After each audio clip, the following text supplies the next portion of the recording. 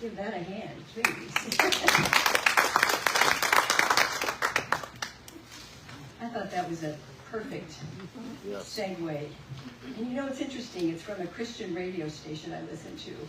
I love it. This is the resurrection day. The old life is gone. The new has come to stay. Come and find a new beginning. The river of God is in the river of healing. Wake up. The stone is rolled away, he sings. Yeah. Woo! Need I say more? So my talk today is Rise Up.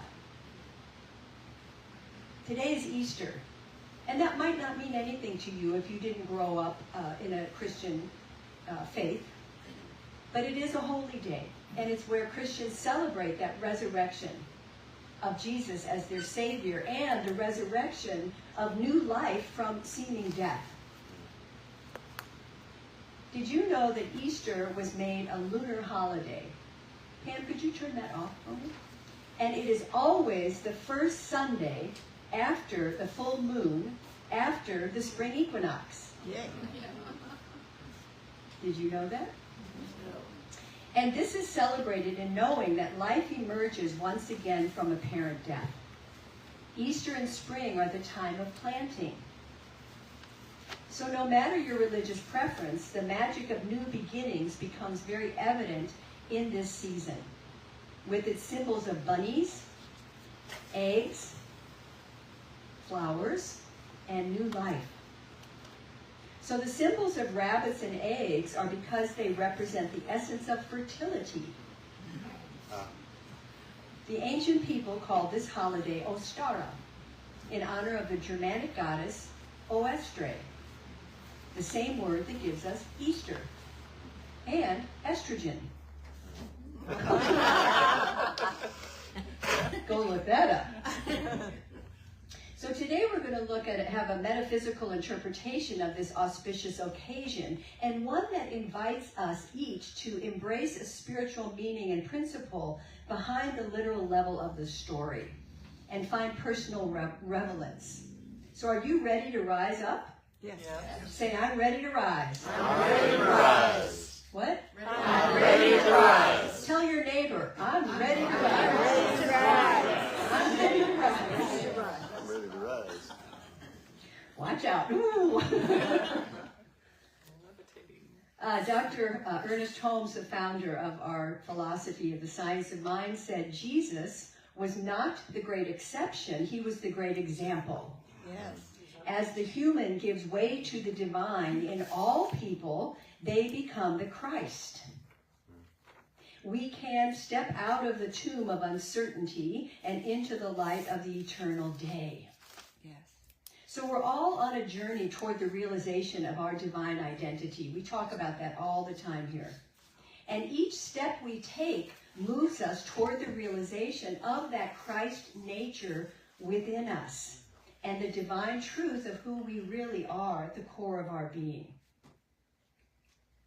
The great Raymond Charles Barker, one of my favorite metaphysical teachers from way back, had this to say: there is a divine power resident in every person which resurrects them from the problems of living. Jesus gave evidence of this power and told his followers to follow him in the use of it.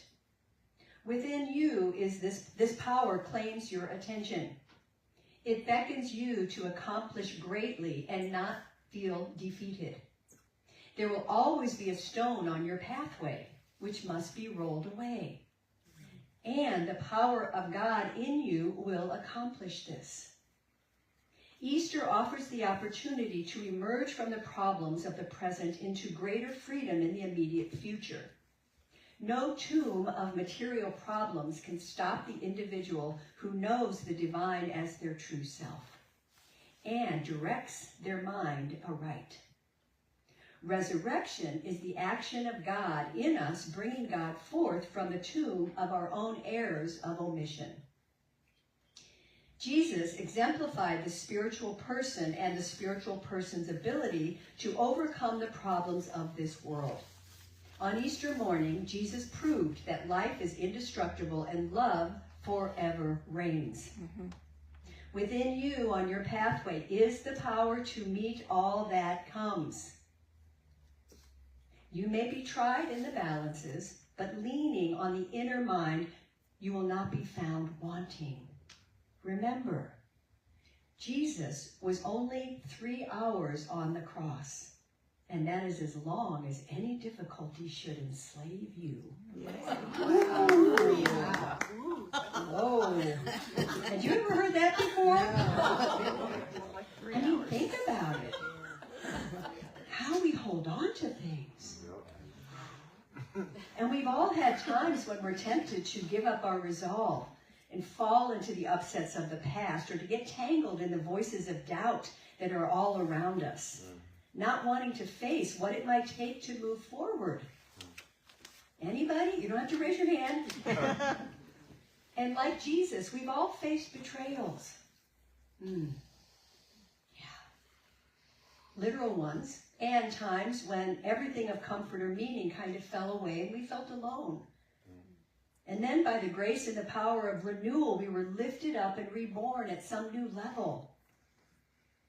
And we've all faced a Herod. Herod was the king of Judea at the time. We've all faced a figure in our lives, someone who sought to deny our greatness. And in response, we fled. Jesus wandered in the wilderness. And aren't there times when we don't hear our call and we wander around? Sometimes we feel lost. And then there's moments of baptism where we feel the call of something greater within, and we devote ourselves to live this truth, to truly be born again. And then we can be tempted to give it up and hear only the voice of fear and doubt. And crucifixion. To crucify actually means to criticize someone severely and unrelentingly. It is a reminder that even in our darkest moments, our deepest trials, in our times of fear and doubt, that there is a light, the truth of the infinite Spirit's presence at the center of our being. The great writer Richard Rohr said, some form of suffering or death, psychological, spiritual, relational, or physical, is the only way we will loosen our ties to our small and separate self. And only then does the larger self appear, which we could call the risen Christ, the soul, or the true self. So Easter is the story of the power of Spirit that lives deeply within each of us and that moves with all things and lifts us over and over again over the challenges of our life. The truth of Spirit's presence at the center of our being, and it is through this power that we may turn and call forth to work through us as us. So the opportunity today, well actually every day, is to call the power of Spirit into our personal life. The call is to roll away the stone. Roll away those doubts, those fears, those worries, and let Spirit in. And as we sang in the opening song, I praise my life, I raise my life in the name of love. That's such a beautiful affirmation. Let's say that. I praise my life, I raise my life in the name of love. If you plant that seed every morning, something has to shift. Guaranteed. So as the Bible tells us, when the women approached the tomb, they walked toward what they believed was an ending. Instead, they found a portal. The rolled away stone becomes the moment when Spirit breathes through matter, when the unseen reveals itself, and when the inner light breaks through the shell of limitation. It is the soul's reminder that the transformation often happens in silence before it shows itself in form to the world. To roll away the stone in our own lives is to soften, to surrender, to let the deeper currents of wisdom move through us. It is the sacred act of releasing what has grown too small for the truth of who we are becoming. And as we lift these inner stones of fear, doubt, and old identities, we create space for illumination to rise within us like a sun. And we become who we were meant to be. And the empty tomb is really not emptiness. It's the inner sanctuary of spaciousness, cleared and ready for rebirth. So to live with a spiritual sense of life is to keep faith with life, even in those moments when we walk through the valley of the shadow of death. It's knowing and having faith that renewal and rising above limitations is as close to us as our next thought. I've said very often, if I could have a new thought about this condition, what might it be? I've said that many times. I have to remind myself of that too when I go down that rabbit hole. So Easter invites us to notice how much of our personal life, the spiritual sense of life, has supported us. I mean, what if we responded to people and situations from our inner wholeness? Oh, what if we responded always from that place? Think about it. What would that look like? What would that feel like? I live, move, and have my being in spirit. Let's affirm that. I live, move, and have my being in spirit. So today is a wonderful day to celebrate those resurrected parts of our lives and to honor the work we've all done, to feel that rising. And it's also an opportunity to tell the truth about those parts of our life that we hold separate from spirit. Those parts of us that remain unrisen, untransformed, still in the tomb with the stone over there. Oh, bless our hearts. I don't want you to raise your hand, but how many of us have something hidden? And again, the call is to roll away the stone, to surrender to something greater and let spirit in. I rise up and roll away the stone to something new. I rise up and roll away the stone to something new.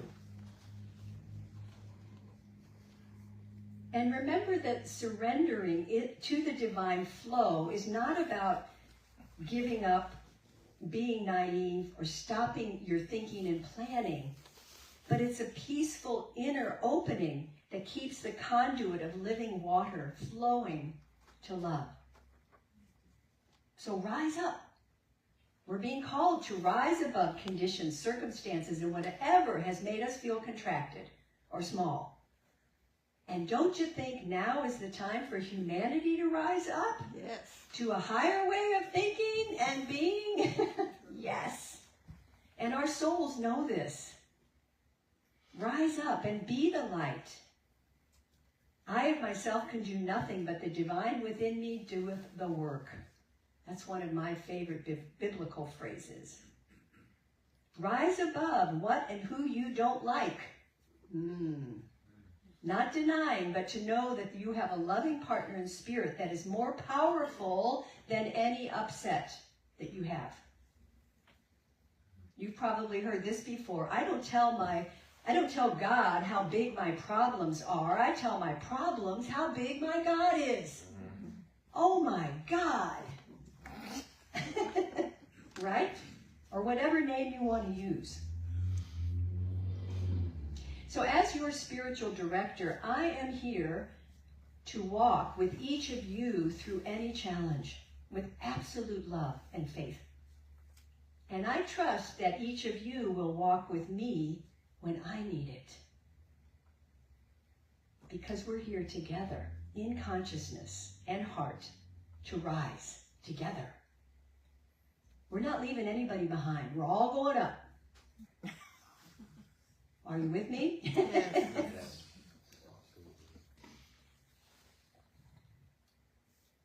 So Rise Up invites us to be more than we are now. It unifies our soul with our highest truth. I have risen, I am an individualized center in the consciousness of God. Think about that. You are an individualized center in the consciousness of God, or the divine, or source, or the one and only, or the Holy Spirit, or the infinite intelligence, infinite mind. There are like, we found in our class, there's like 40 names for God. Mm-hmm.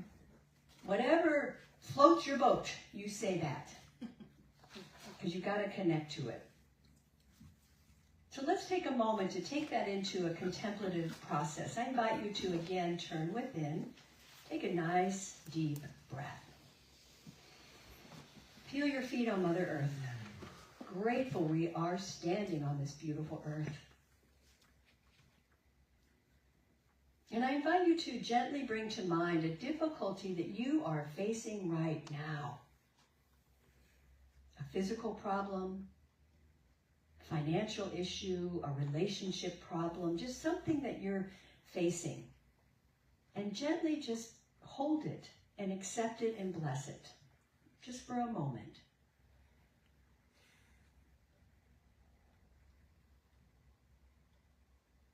And imagine with your loving connection to Spirit that you can roll away the stone of fear or doubt around this difficulty. Just use your imagination and step out of the tomb of uncertainty and fear. And call upon your faith to something greater. And imagine you're resurrected into a new truth, a new you. Rise above and plant a new thought about this difficulty, a possibility. What if I get the support I need? What if this issue is not a big deal? Whatever it is. And you don't have to know how to shift it. You simply make it welcome. Bless it.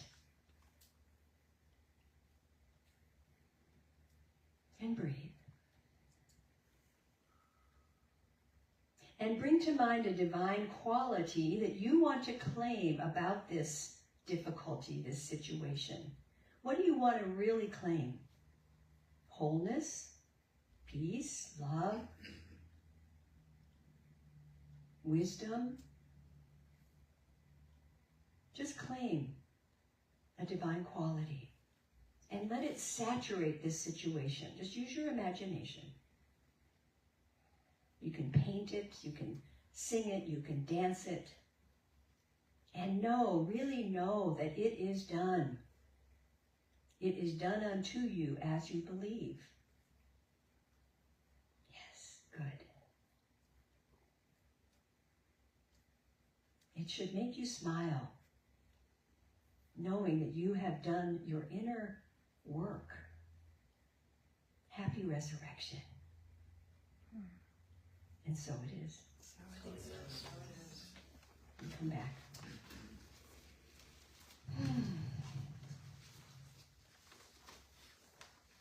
I love that little process, and it's very easy to do. Doesn't take long. It's shifting your attention. It's shifting that neural pathway. Instead of going down that road, woe is me, you go down the other road, possibility road. So today, because of Easter, I want us to read the Easter responsive reading together. So I invite you again to stand if you're able.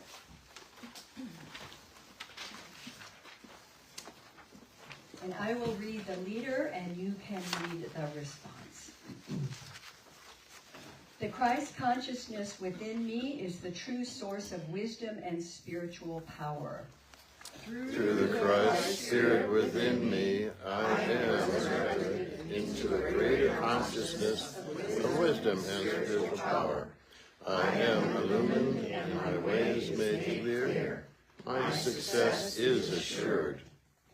The Christ within me is the true source of health and wholeness. Through the Christ Spirit within me, I am resurrected into a greater expression of health and wholeness. I am whole, strong, and free. I rejoice in my healing. The Christ consciousness within me is the true source of all love, light, and prosperity. Through the Christ Spirit within me, I am resurrected into a greater awareness of life's abundant substance. I am enriched with love and prospered. Abundance of good fills my life and affairs. By the grace and power of the Christ Spirit of renewal, be refreshed. Let this day be a release of the old. I let the old fall away. I am renewed and I am refreshed. My heart is filled with this living truth of love. By this grace, we call upon this power of Spirit to awaken greater love within our hearts. I am ready and willing to allow the true Christ Spirit within me greater expression in all I do, in all I say, and in all I think. Together, I am, I am, I am, I am, I am, I am. You may be seated. I invite you to take a breath and just close your eyes and receive that prayer.